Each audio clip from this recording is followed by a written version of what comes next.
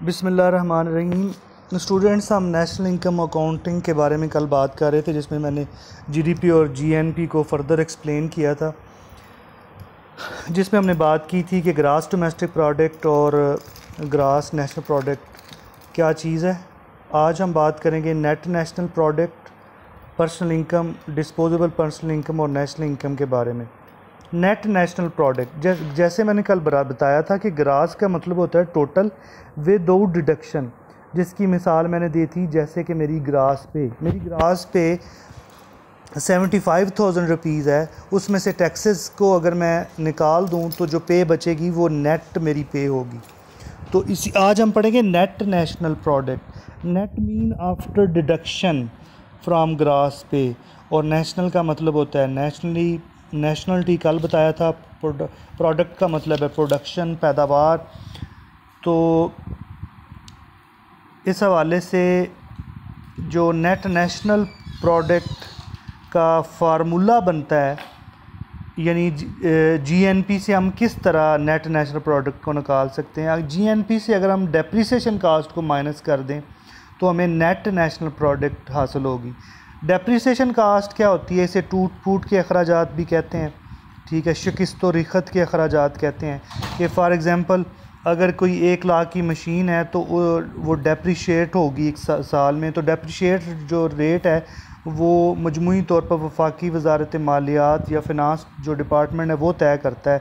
अगर वो रेट 15% है तो 15,000 रुपया हम 1 साल में एनअली बचाएंगे, ताकि उसकी टूट फूट के जो अखराजात हैं उस मशीन के उनको पूरा किया जा सके। इसी तरह अगर हम निकालना चाहते हैं एनडीपी, नेट डोमेस्टिक प्रोडक्ट, तो हम जीडीपी से डेप्रिसिएशन कास्ट को निकाल देंगे।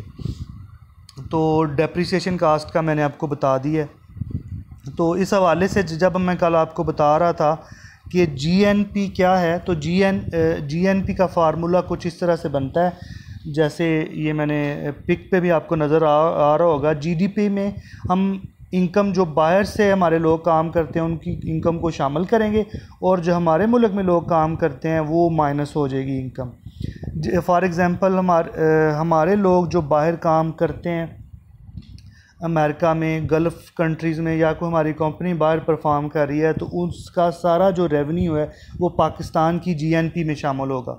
और जो लोग हमारे इधर काम कर रहे हैं या मल्टीनेशनल कॉरपोरेशंस हैं, जैसे टेलीनॉर है जो नॉर्वे की कंपनी है, तो टेलीनॉर का जो पाकिस्तान में कमाया हुआ सरमाया है वो नॉर्वे की जीएनपी में शामिल होगा। इसी तरह अमेरिकन कंपनी मैकडोनल्ड जो है उसका जो अर्निंग है वो अमेरिका की जीएनपी में शामिल होगा।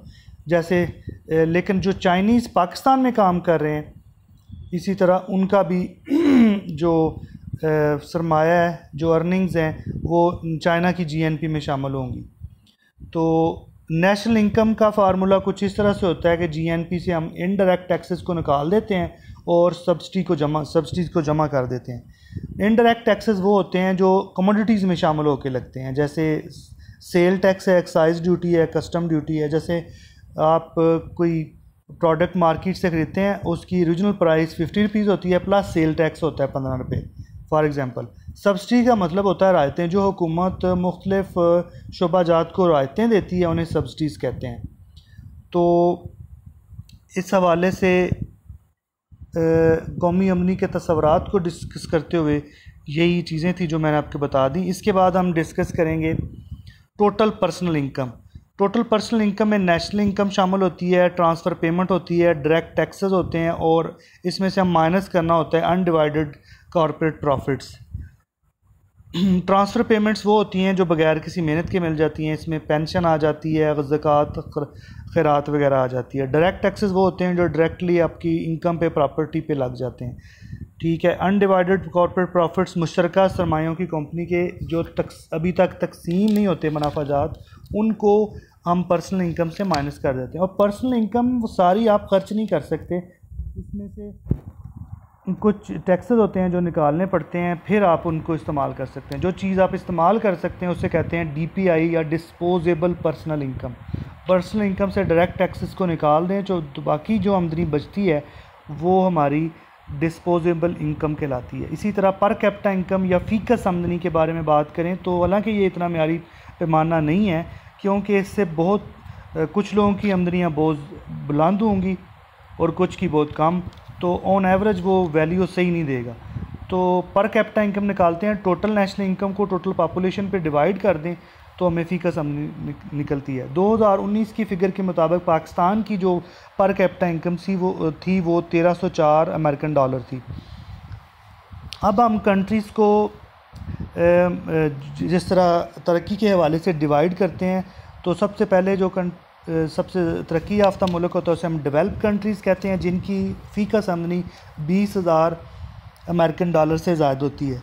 दूसरा डेवलपिंग कंट्रीज़ वो हैं जिनकी आमदनी 2,000 अमेरिकन डॉलर से लेके 20,000 के दरमियान में होती है। जो बैकवर्ड कंट्रीज़ हैं उनकी 2,000 अमेरिकन डॉलर से भी कम होती है। इनमें साउथ सूडान है, बांग्लादेश है, पाकिस्तान है, जिनकी आमदनियाँ 2,000 अमेरिकन डॉलर से भी कम है। इस फिगर के मुताबिक सबसे बुलंद जो फ़ीकस आमदनी जिस मुल्क की है वो लक्समबर्ग है, और इसकी जो सालाना आमदनी है 1,13,196 अमेरिकन डॉलर है। ठीक है, और आज का लेक्चर यहीं ख़त्म कर।